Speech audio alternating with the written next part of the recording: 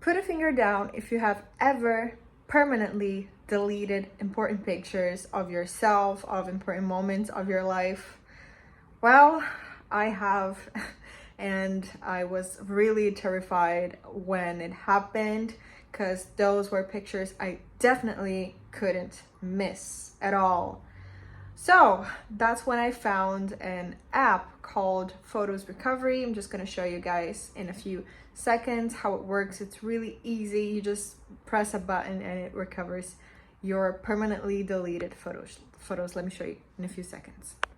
Here's the app, guys. It's called Photos Recovery. You just click and you wait until it loads. So here is the button that you're gonna press to recover your pictures. I'm going to show you how simple it actually is. So I'm just going to click here and boom.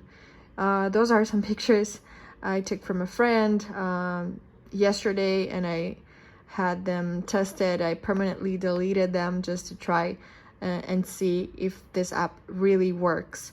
So yeah, here is the app. I'm going to show you guys how you can get it as soon as today on your phone. Okay guys, so all you have to do is go to vipedder.com and follow the instructions on site to get your app as soon as today. Okay, just go to vipedder.com and it's super easy, super quick.